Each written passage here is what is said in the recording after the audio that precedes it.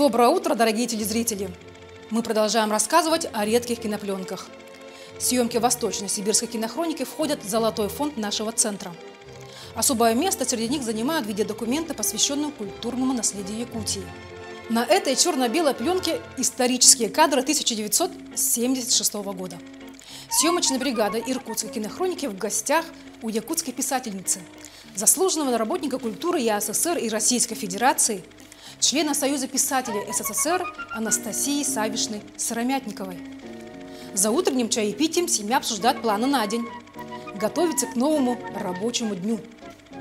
А здесь уже слышны звуки пишущей машинки, значит, Анастасия Савишна уже за работой. Глядя на эти кадры, можно только догадываться, какие строки своего рассказа писала и дописывала тогда известный писатель. В 70-е годы произведения Анастасии Сыромятниковой были уже включены в учебники якутской литературы. Анастасия Сыромятникова много писала для детей. Она часто встречалась с юными читателями, проверяла точность мысли и верность слову.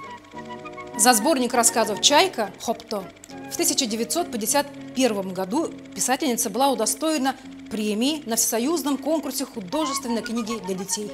Анастасия Сыромятникова родилась в 1915 году в Байгантайском наследии в Тампонском районе в бедной крестьянской семье.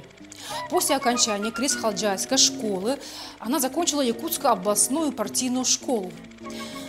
А в 1961 году окончила высшие литературные курсы при Литературном институте имени Горького. Можно сказать, что 1938 год был для нее переломным, потому что это было время пробы пера. Начала она работать в редакции КИМ в качестве редактора, а затем вся ее творческая литературная жизнь уже тесно была связана с книгоиздательством. Анастасия Сыромятникова начала свой литературный путь с написания с небольших очерков и повести, а на рубеже 40-х годов уже вышли ее первые произведения «Девушка-колхозница» и «Путешествие».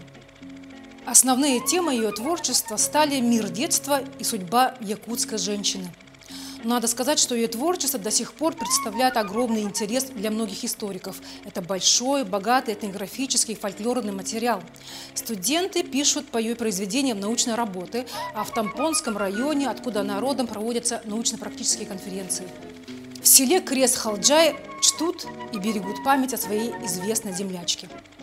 В год ее столетия, в 2015 году, там был установлен бронзовый бюст, изготовленный красноярским скульптором Василием Сивцевым. Торжественное его открытие состоялось во время праздника Исых, посвященное 70-летию Великой Победы и столетию первой женщины-писательницы из народа Саха. А указом президента Якутии Вячеславом Штыровым в 2005 году Арыталонская образовательная школа гордо носит ее имя. По мнению литературоведов, автор романов Кыс Хотун «Родные просторы» внесла огромный вклад в развитие жанров прозы в якутской литературе. В ее произведениях «Чайка», «Подруги», «Заря свободы» тонко раскрыты судьбы людей. Творчество Анастасии Сыромятниковой многогранно.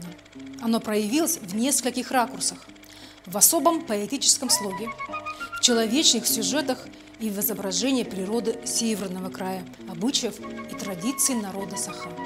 В ее творчестве всегда чувствуется любовь.